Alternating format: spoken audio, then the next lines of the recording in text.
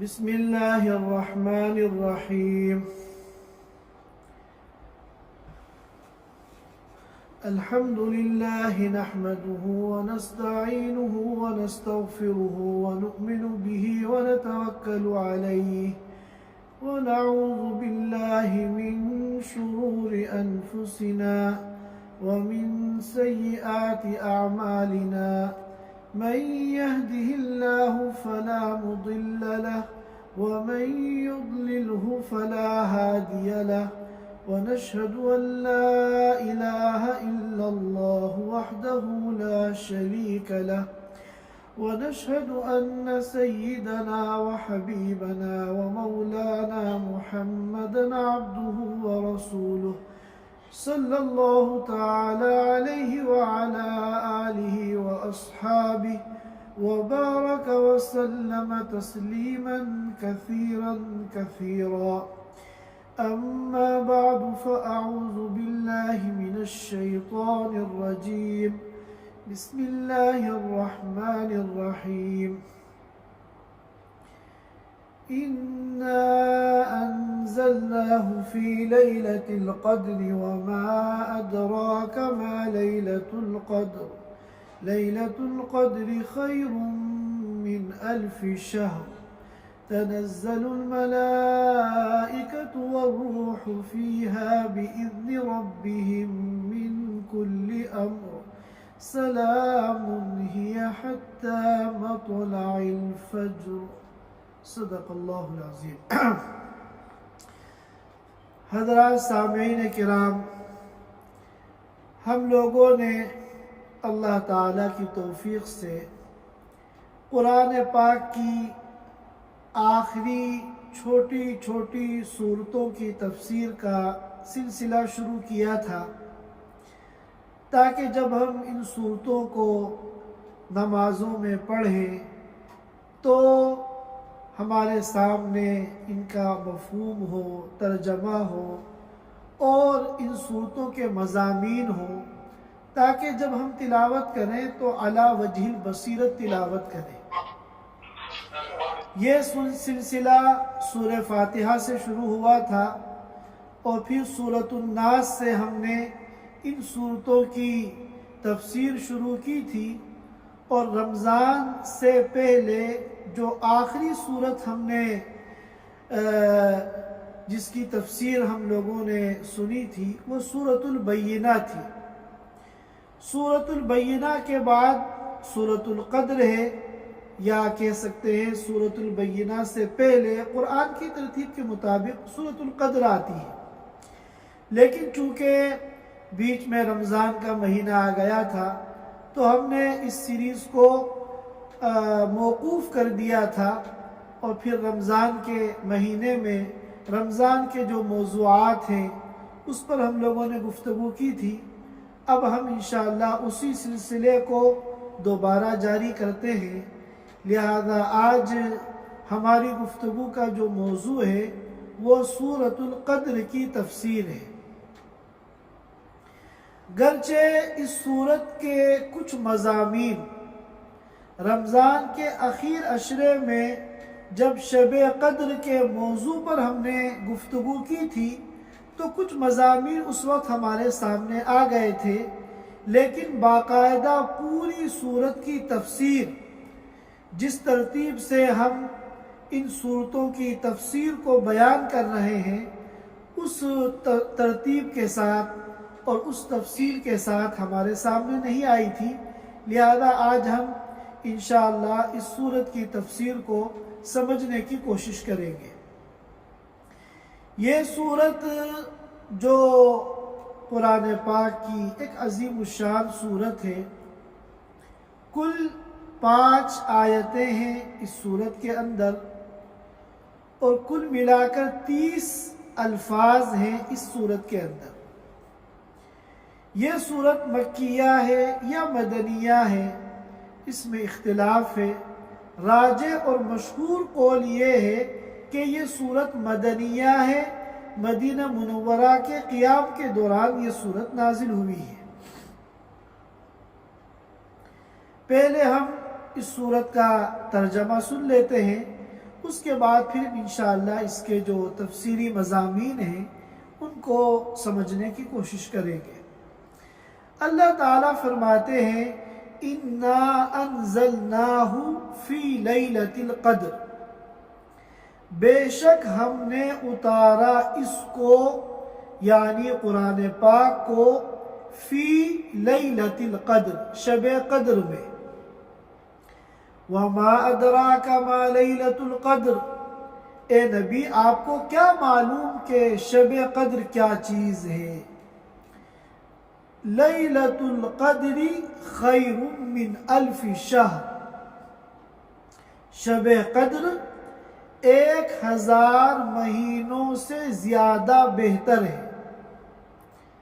تنزل الملائکۃ فیہ والروح تنزل الملائکۃ والروح فیہا بإذن ربہم من کل امر، اس رات میں، اس مبارک شب میں فرشتے اترتے ہیں اور خاص طور پہ جبریل امین اترتے ہیں، من کل امر، اللہ کے حکمت والے ہر فیصلے کو لے کر۔ سلام، یہ رات سراپا سلامتی ہے، ہی حتی مطلع الفجر، اور یہ رات طلوع فجر تک ہے۔ یہ رات اپنی تمام برکتوں کے ساتھ، رحمتوں کے ساتھ طلوع فجر تک ہے۔ ایک مرتبہ اور ترجمہ سن لیتے ہیں، اِنَّا أَنزَلْنَاهُ فِي لَيْلَةِ الْقَدْرِ، بے شک ہم نے اتارا قرآن کو شب قدر میں۔ وَمَا أَدْرَاكَ مَا لَيْلَةُ الْقَدْرِ، اے نبی آپ کو کیا معلوم کہ شب قدر کیا چیز ہے؟ لیلۃ القدر خیر من الف شہر، شب قدر 1000 مہینوں سے زیادہ بہتر ہے۔ تنزل الملائکۃ والروح فیہا بإذن ربہم من کل امر، تنزل اترتے ہیں، الملائکۃ فرشتے، والروح الروح الامین یعنی جبریل امین، فیہا اس رات میں، بِإِذْنِ رَبِّهِمْ اپنے رب کی اجازت سے، من کل امر ہر حکمت والے فیصلے کو لے کر۔ سلام، یہ رات سراپا سلامتی ہے، اس رات میں خیر ہی خیر ہے، امن ہی امن ہے، سلامتی ہی سلامتی ہے۔ ہی حتی مطلع الفجر، اور یہ رات کب تک ہے؟ طلوع فجر تک۔ یہ اس سورت کا ترجمہ ہے۔ اس سورت میں جیسا کہ ترجمے سے آپ کو معلوم ہو گیا ہے کہ اللہ تعالیٰ نے شب قدر کی عظمت کو، شب قدر کی فضیلت کو اور شب قدر کی خصوصیات کو بیان فرمایا ہے۔ چنانچہ سب سے پہلے فرمایا اِنَّا أَنزَلْنَاهُ فِي لَيْلَةِ الْقَدْرِ، شب قدر کی عظمت کا اندازہ اس بات سے لگا سکتے ہیں کہ سال کی 355 راتوں میں سے اللہ تعالیٰ نے اپنے پاک کلام کو نازل کرنے کے لیے اس رات کا انتخاب فرمایا۔ اِنَّا أَنزَلْنَاهُ فِي لَيْلَةِ الْقَدْرِ، بے شک ہم نے اتارا ہے قرآن کو شب قدر میں۔ اور یہ مضمون قرآن پاک میں سورہ دخان کی ابتدائی آیتوں میں بھی آیا ہے، حامیم والکتاب المبین انا انزلناہ فی لیلۃ مبارکہ، کہ قسم ہے قرآن پاک کی، بے شک ہم نے قرآن کو اتارا ایک مبارک رات میں۔ مفسرین کرام نے فرمایا کہ یہاں لیلۃ مبارکہ سے مراد یہی شب قدر ہے۔ اور ایک موقع پر اللہ تعالیٰ نے فرمایا شہر رمضان الذی انزل فیہ القرآن، کہ رمضان کا مہینہ وہ بابرکت اور عظمت والا مہینہ ہے کہ جس میں قرآن نازل ہوا ہے۔ کیا مطلب یہ ہے کہ قرآن تو نازل ہوا شب قدر میں، اور شب قدر پائی جاتی ہے رمضان میں، لہذا قرآن کا نزول کس مہینے میں ہوا؟ مہینے کے اعتبار سے ماہ رمضان میں ہوا۔ یہاں اللہ تعالیٰ نے قرآن کا نام ذکر نہیں کیا، بلکہ کہا انا انزلناہ، ہم نے اس کو اتارا۔ کس کو اتارا؟ قرآن کا تذکرہ نہیں کیا، حالانکہ یہ ہو جو ہے یہ ضمیر ہے، اور ضمیر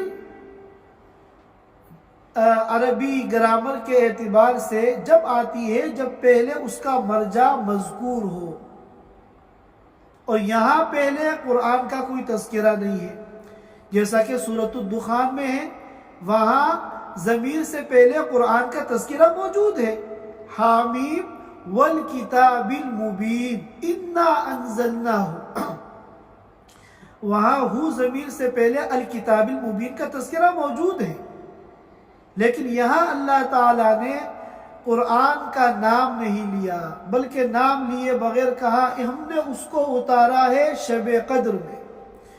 علماء کرام نے فرمایا کہ اس میں قرآن کی عظمت کو بیان کرنا مقصود ہے، کیونکہ بعض مرتبہ جب کوئی چیز بہت عظیم الشان ہوتی ہے اور بہت زیادہ مشہور اور معروف ہوتی ہے تو اس کا نام لینے کی ضرورت نہیں پیش آتی۔ ہم بھی اللہ کے رسول صلی اللہ علیہ وسلم کے اقوال کو، آپ کی احادیث کو بیان کرتے ہیں تو کتنی مرتبہ نام نہیں لیتے، حضور صلی اللہ علیہ وسلم نے فرمایا، یا کسی بزرگ کا کوئی قول نقل کرتے ہیں تو حضرت نے فرمایا کہہ دیتے ہیں۔ تو بعض مرتبہ نام نہ لینا یہ اس وجہ سے ہوتا ہے کہ وہ چیز بڑی عظیم الشان ہوتی ہے، تو یہاں قرآن کا نام نہیں لیا، نام لیے بغیر کہا کہ ہم نے اس کو اتارا ہے شب قدر میں۔ اسی طرح ہم جب قرآن پاک میں غور کرتے ہیں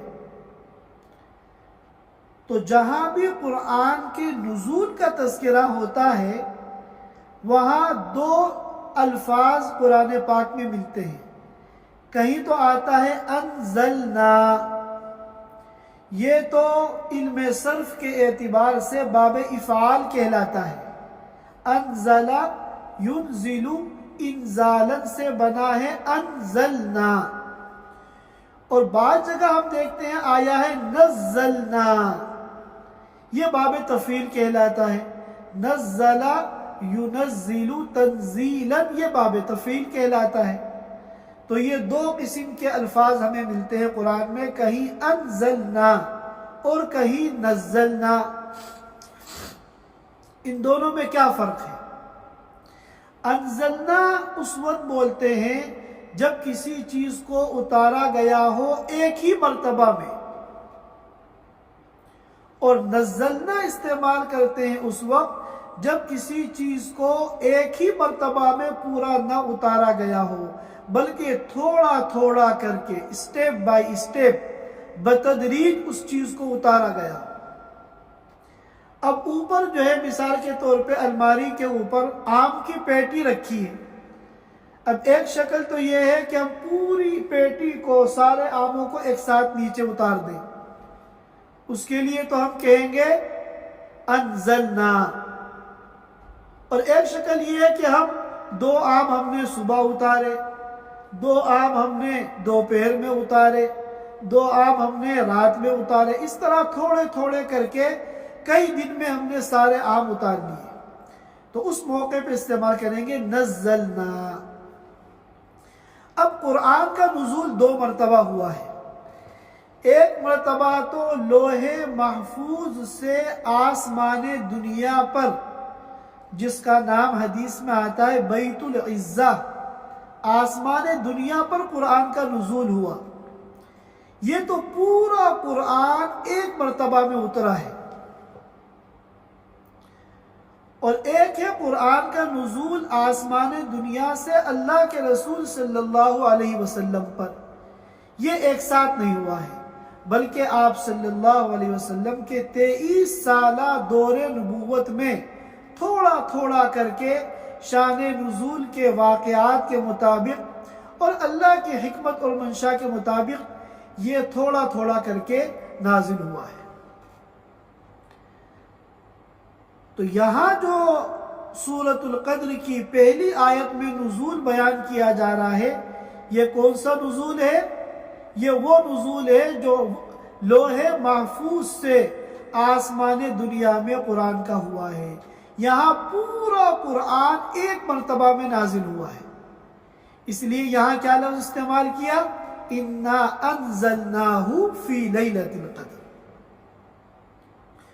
اور پھر آسمان دنیا سے اللہ کے رسول صلی اللہ علیہ وسلم پہ جو قرآن نازل ہوا ہے، یہ تھوڑا تھوڑا، کبھی ایک سورت، کبھی ایک آیت، کبھی 2 آیت، اس طرح نازل ہوا ہے۔ تو اس کے لیے اللہ نے کیا استعمال فرمایا؟ اِنَّا نَحْنُ نَزَّلْنَا عَلَيْكَ الْقُرْآنَ تَنزِيلًا۔ اِنَّا نَحْنُ انزلنا نہیں کہا، کیونکہ آپ پہ جو قرآن نازل ہوا ہے وہ پورا ایک ساتھ نہیں ہوا ہے، تھوڑا تھوڑا کر کے۔ اِنَّا نَحْنُ نَزَّلْنَا عَلَيْكَ الْقُرْآنَ تَنزِيلًا۔ اسی طرح ایک موقع پہ کہا قُلْ مَنْ كَانَ عَدُوًّا لِجِبْرِيلَ فَإِنَّهُ نَزَّلَهُ عَلَىٰ قَلْبِكَ۔ یہاں بھی نزلہ آیا، انزلہ نہیں آیا۔ تو یہ ہے انزلنا القرآن اور نزلنا القرآن، ان دونوں تعبیرات کا فرق۔ اور اسی طرح اب یہاں پر کون سا نزول مراد ہے، اس سلسلے میں عبداللہ ابن عباس رضی اللہ تعالی عنہ کی جو رائے ہے، اور چونکہ وہ حبر الامہ ہیں، امت کے بہت بڑے عالم ہیں، اللہ کے رسول صلی اللہ علیہ وسلم نے ان کو شہادہ اور سرٹیفکیٹ عطا فرمایا ہے حبر الامہ کا، اس لیے ان کی رائے کو اکثر محدثین نے اور مفسرین نے قبول کیا ہے کہ اِنَّا أَنزَلْنَاهُ فِي لَيْلَةِ الْقَدْرِ میں جو نزول مراد ہے وہ لوح محفوظ سے آسمان دنیا پر پورا قرآن جو دفعۃ واحدہ ایک ساتھ نازل ہوا ہے، یہ نزول یہاں مراد ہے۔ اور ایک قول اور ہے جو زیادہ معروف اور زیادہ مشہور نہیں ہے، وہ امام شعبی کا قول ہے۔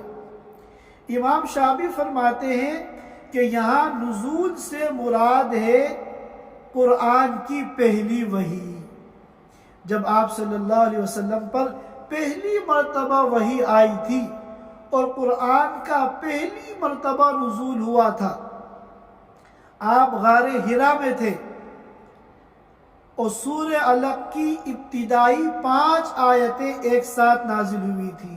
اقرأ بسم ربک الذی خلق، خلق الانسان من علق، اقرأ وربک الاکرم، الذی علم بالقلم، علم الانسان ما لم یعلم۔ یہ 5 آیتیں ایک ساتھ نازل ہوئی تھی سب سے پہلی وحی میں۔ تو امام شعبی کہتے ہیں کہ یہ نزول مراد ہے، کیونکہ صحیح روایتوں سے معلوم ہوتا ہے کہ سب سے پہلی مرتبہ جب آپ پر وحی آئی تھی، جن میں سورہ علق کی ابتدائی یہ 5 آیتیں نازل ہوئی تھی، تو آپ غار حرا میں تھے اور رمضان المبارک کا مہینہ تھا اور 21ویں شب تھی، اور آپ صلی اللہ علیہ وسلم اس وقت 40 سال کی عمر کے تھے، اور انگریزی سن کے اعتبار سے 10 اگست سن 610 عیسوی تھا۔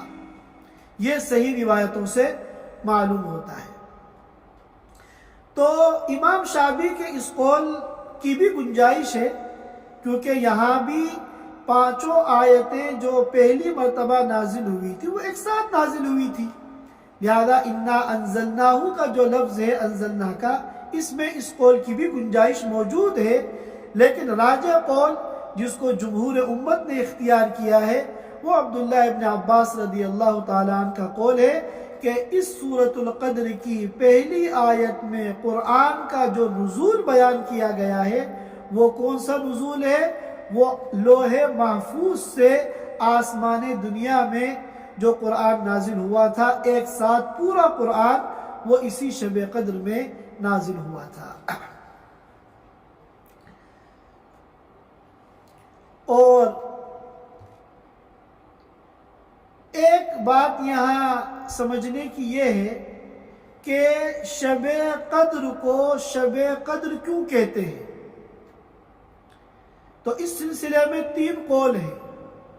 2 कौल तो मशहूर हैं, मारूफ हैं, बल्कि बाद उलमा का कहना यह है कि ये दोनों कौल मुराद हैं। और तीसरा जो कौल है वो शाज़ है, यानी ज़ाइफ है, वो ज़्यादा मारूफ और मशहूर नहीं है।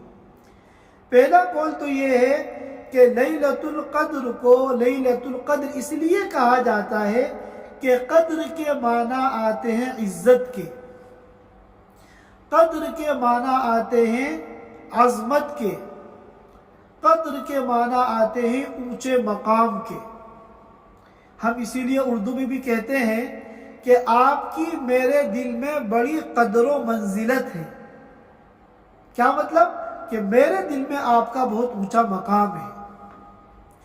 तो शब क़द्र को शब क़द्र इसलिए कहते हैं कि साल की 355 रातों में सबसे ज्यादा अजमत वाली रात और अल्लाह के यहाँ सबसे ऊंचा मकाम रखने वाली रात वो यही शब क़द्र है। और दूसरी वजह शब क़द्र को शब क़द्र कहने की जो बयान की गई है वो ये है कि क़द्र के माना है तकदीर के।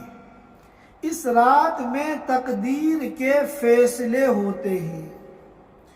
पूरे 1 साल के बंदों के जो मुआमलात हैं, किसको खुशियाँ मिलेंगी, किसको गम मिलेंगे, किसको खुशहाली मिलेगी, किसको तन्हाली मिलेगी, किसको जिंदगी मिलेगी, किसको मौत मिलेगी, किसको सेहत मिलेगी, किसको बीमारी मिलेगी, बंदों के ये सारे फैसले तकदीर के इस रात में होते हैं।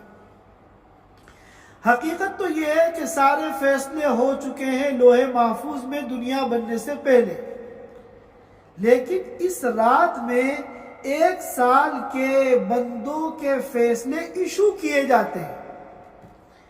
इसीलिए सूरतुद दुखान में जब इसको बयान किया गया तो वहां लफ्ज है इन्ना अंज़लनाहु फी लैलतिन मुबारका इन्ना कुन्ना मुनज़िरीन फीहा युफ़रक़ु कुल्लु अम्रिन हकीम, कि इसी रात में हर हिकमत वाले फैसले को युफ़रक़ु फर्क किया जाता है। क्या मतलब कि फैसले तो सब हो चुके हैं लेकिन इशू जो होते हैं वो इस रात में होते हैं। जैसे जब कोई फैसला करता है जज, तो असल फैसला वो है जो जज ने अपने हाथ से लिखा है, फिर इसकी कापियां तैयार की जाती हैं और वो कापियां फिर मीडिया को दी जाती हैं या जो भी मुताल्लिकीन हैं उनको दी जाती है। तो असल जो फैसला है वो तो लोहे महफूज में है, लेकिन पूरे 1 साल के फैसले इसमें इशू किए जाते हैं। फीहा युफ़रक़ु कुल्लु अम्रिन हकीम। और इस शब क़द्र के बारे में अल्लाह ताला ने जब इसको बयान किया तो पहले एक सवाल कायम किया। ये नहीं कहा इन्ना अंज़लनाहु फी लैलतिल क़द्र, हमने कुरान को नाजिल किया शब क़द्र में और लैलतुल क़द्री खैरुम मिन अल्फ़ि शहर। नहीं, शब क़द्र की फजीलत को बयान करने से पहले एक सवाल कायम किया, वमा अदराका मा लैलतुल क़द्र, ए नबी आपको क्या पता कि शब क़द्र क्या चीज़ है। यह कुरान का उसलूब है کہ سننے والے کے شوق کو بڑھانے کے لیے ایک دم اس بات کو نہیں بیان کرتا قرآن، بلکہ پہلے سوالات قائم کرتا ہے تاکہ سننے والے کا شوق بڑھ جائے اور عظمت اس کے دل میں پہلے سے پیدا ہو جائے، جیسا کہ قرآن میں جگہ جگہ ہے وَالسَّمَاءِ وَالطَّارِقِ وَمَا أَدْرَاكَ مَا الطَّارِقُ الْقَارِعَةُ مَا الْقَارِعَةُ وَمَا أَدْرَاكَ مَا الْقَارِعَةُ الْحَاقَّةُ مَا الْحَاقَّةُ وَمَا أَدْرَاكَ مَا الْحَاقَّةُ اسی طرح اِنَّا أَنزَلْنَاهُ فِي لَيْلَةِ الْقَدْرِ وَمَا أَدْرَاكَ مَا لَيْلَةُ الْقَدْرِ۔ اے نبی آپ کو کیا پتا کہ شب قدر کیا چیز ہے؟ اب جب یہ جملہ کہا تو اب شوق بڑھ گیا اس کو جاننے کا۔ پھر فرمایا لیلۃ القدر خیر من الف شہر، کہ شب قدر 1000 مہینوں سے بہتر ہے۔ اور یہ بات ہم بتا چکے ہیں کہ سال میں 12 مہینے ہوتے ہیں، اگر ہم 1000 کو 12 میں تقسیم کریں تو 83 سال 4 مہینے بنتے ہیں، 83 ایئرس اور 4 مہینے۔ تو گویا کہ جس نے اس ایک رات میں اللہ کی عبادت کی تو گویا کہ اس نے 83 سال 4 مہینے کانٹینیو اللہ تعالیٰ کی عبادت کی، بلکہ اس سے بھی زیادہ، کیونکہ یہ نہیں کہا کہ شب قدر 1000 مہینوں کے برابر ہے، یہ نہیں فرمایا، بلکہ کیا فرمایا کہ 1000 مہینوں سے بھی بہتر ہے۔ اب کتنا زیادہ بہتر ہے یہ اللہ جانتے ہیں، کیونکہ خیرون کا جو لفظ آتا ہے وہ معمولی فرق کے لیے نہیں آتا ہے۔ جب دو چیزوں کے درمیان بہت زیادہ فرق ہوتا ہے تب کہتے ہیں ھذا خیر من ذالک، یہ چیز زیادہ بہتر ہے اس سے۔ اگر 19-20 کا فرق ہو تو خیرون کا لفظ استعمال نہیں کرتے۔ اب 83 سال 4 مہینے سے کتنا زیادہ بہتر ہے یہ اللہ تعالیٰ نے بیان نہیں کیا، یہ اللہ ہی جانتے ہیں۔ لہذا جب بھی زندگی میں وہ راتیں آئیں جن میں اللہ کے رسول صلی اللہ علیہ وسلم کے فرمان کے مطابق شب قدر کا احتمال ہے، ان کو جو ہے اس شب قدر کو حاصل کرنے کی اور اس میں زیادہ سے زیادہ عبادت کرنے کی کوشش کرنی چاہیے، کیونکہ حدیث پاک میں آتا ہے من حرم خیرہا فقد حرم، جو شب قدر کی خیرات و برکات سے محروم رہ گیا وہ صحیح معنی میں محروم القسمت ہے، بڑی خیر سے وہ محروم ہو گیا۔ یہاں علماء کرام نے ایک نکتہ اور بیان فرمایا کہ اللہ تعالیٰ نے قرآن کو نازل کیا شب میں، دن میں نازل نہیں کیا۔ معلوم ہوا کہ قرآن کا رات سے بہت گہرا تعلق ہے، قرآن کا رات سے بہت گہرا تعلق ہے۔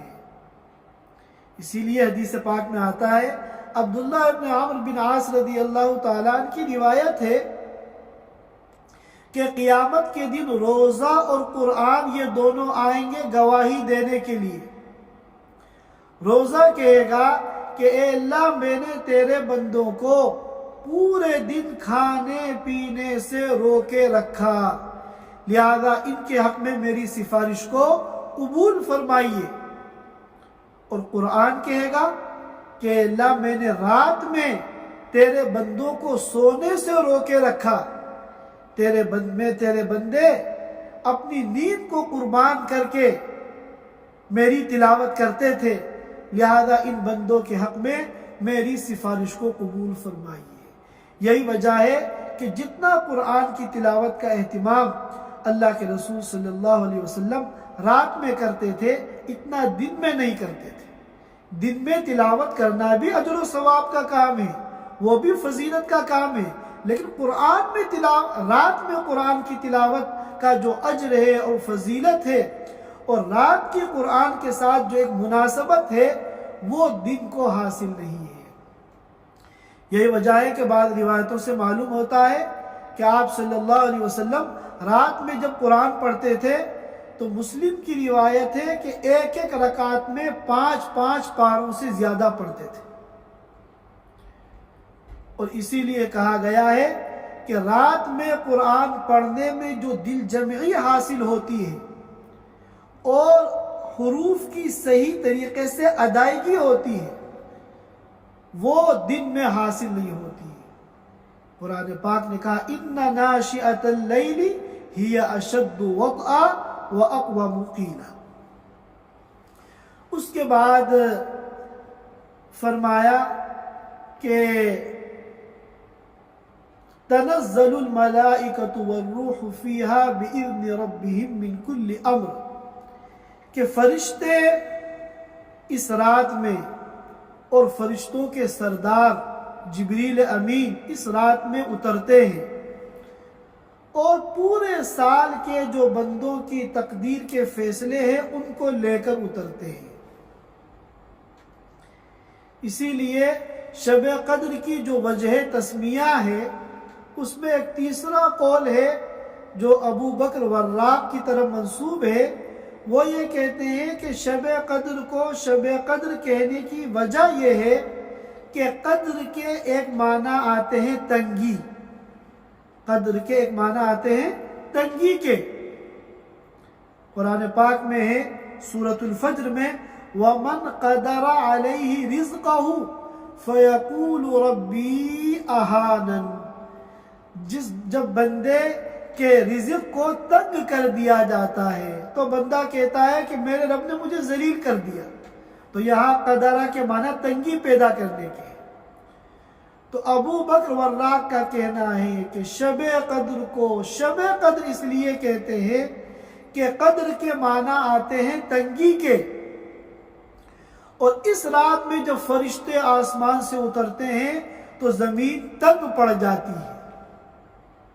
ہم لوگ کو تو محسوس نہیں ہوتی، لیکن حقیقت میں اتنی بڑی تعداد میں فرشتے دنیا میں آتے ہیں کہ روئے زمین جو ہے وہ تنگ پڑ جاتی ہے، اس لیے اس رات کو شب قدر کہتے ہیں۔ یہ قول زیادہ مشہور نہیں ہے، زیادہ مشہور وہی دو قول ہیں کہ شب قدر کو اس لیے کہتے ہیں کہ یہ قدر و منزلت کی اور عظمت کی رات ہے، یا شب قدر کو شب قدر اس لیے کہتے ہیں کہ اس میں تقدیر کے فیصلے ہوتے ہیں۔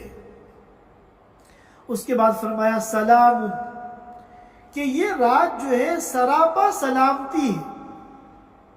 کیا مطلب؟ شب قدر کے علاوہ سال کی جو 354 راتیں ہیں ان میں اللہ نے خیر بھی رکھا ہے، شر بھی رکھا ہے۔ اس میں مصیبتیں، پریشانیاں، بلائیں بھی ہیں اور امن اور عافیت اور سلامتی بھی ہے، لیکن پورے سال کی واحد یہ رات ایسی ہے سلام کی اللہ نے اس میں شر رکھا ہی نہیں، اس رات میں اللہ نے خیر ہی خیر رکھی ہے۔ اور آخر میں فرمایا ہی حتی مطلع الفجر، کہ یہ جو رات ہے یہ کب تک رہتی ہے؟ طلوع فجر تک۔ ایسا نہیں ہے کہ رات کے ابتدائی حصے کی یہ ساری خصوصیات ہوں، ساری خیرات و برکات ابتدائی حصے میں ہو اور پھر آخری حصے میں ایسا نہ ہو۔ فرمایا ہی حتی مطلع الفجر، کہ یہ جو رات ہے یہ طلوع فجر تک ہے اپنی ان تمام برکات، رحمات اور خیرات کے ساتھ۔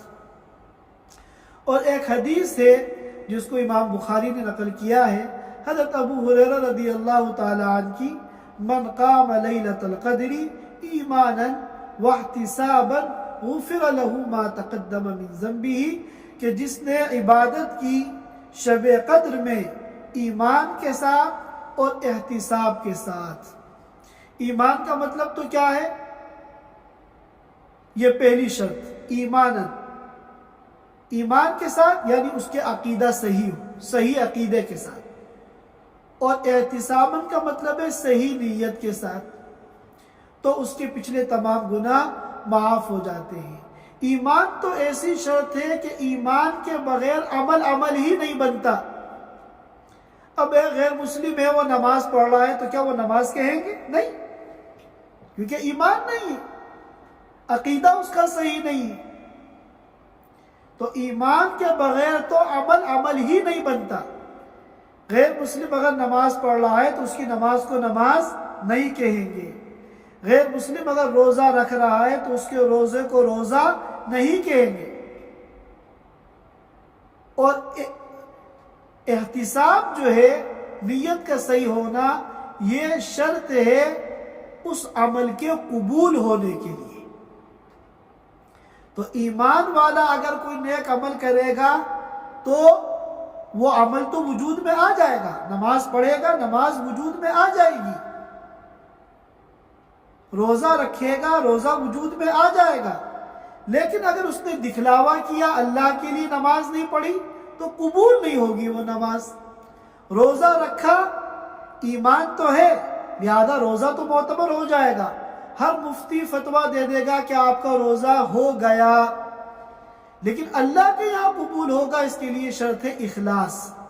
لہذا اگر نیت دکھلاوے کی ہے، اللہ کی رضا کے لیے روزہ نہیں رکھا، تو روزہ ہونے کے باوجود وہ اللہ کے یہاں قبول نہیں ہوگا۔ یہ چند باتیں تھیں اس صورت کے متعلق جو اس مختصر وقت میں آپ حضرات کے سامنے پیش کی۔ اللہ تعالیٰ ہم سب کو کہنے سننے سے زیادہ عمل کی توفیق عطا فرمائے۔ وآخر دعوانا الحمدللہ رب العالمین۔ Thanks for watching.